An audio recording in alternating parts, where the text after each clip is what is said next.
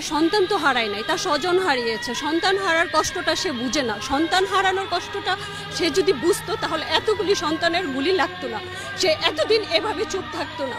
কারণ সন্তান যেভাবে আমরা লালন পালন করি, এত বছর পর্যন্ত তৈরি করি, এই সন্তানদেরকে এত অবজ্ঞা, এত অবহেলা, এটা আমাদের খুবই কষ্ট দেয়।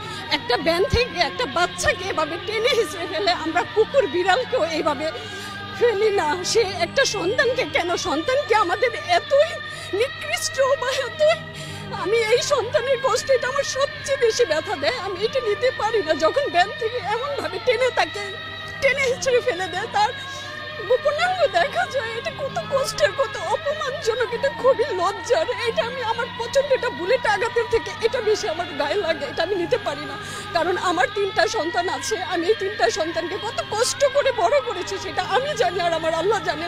আমার হাজবেন্ড দেশের বাইরে থাকে, সে 20 বছরের ওপরে থাকে। আমি এই সন্তানগুলোকে স্কুল, ইউনিভার্সিটি এই পর্যন্ত আমার নিয়ে আসতে আমি জানি আমার কি ত্যাগ, আমার কি কষ্ট।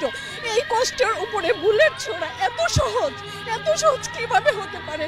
কারণ সে বারবার বলে তার স্বজন হারিয়েছে, তার সন্তান হারায় নাই। সন্তান হারানোর কষ্টের সাথে দুনিয়ার কোনো কষ্ট মিলবে না। আমরা বাবা মা মারা গেলে মেনে নিতে পারি, আমরা আশা করি আমরা একদিন মারা যাবো, আমার সন্তান সামনে থাকবে। সেই সন্তানই যদি না থাকে, আমি বাসায় কিভাবে থাকি? আমরা খেতে পারি না, ঘুমাইতে পারি না, রান্না করতে পারি না, আমাদের কোনো কাজ ওঠে না। কালকে সারাটা রাত ঘুমাইতে পারি না। 11 নম্বর সেক্টরে যে অবস্থা, কারণ এই স্কুল থেকে আমার বাচ্চা বের হয়েছে, মাইল এসেছে, তাদেরই কত সহপাঠীগুলি মারা যাচ্ছে। আমার মেয়ে দেশের বাইরে থেকে সে প্রচন্ড কষ্ট পাচ্ছে যে আম্মু এটা কিভাবে শেষ করা যায়। কারণ আমার সন্তানটা, আমার ছেলেটা যখন বের হয় বা আমি টেনশনে থাকি, আমার বাসায় কি পুলিশ আসবে? আমার মেয়েটা যখন মা বাসায় আর কিভাবে থাকবো, তখন পারি না, তখন ছেলে মেয়ে সাথে নিয়ে চলে আসছি। আর পারতেছি না, আর সহ্য হয় না। এই সহ্যের কতদিন অবসান হবে আমি জানি না, কিন্তু আমরা এভাবে শেষ হয়ে যাচ্ছি।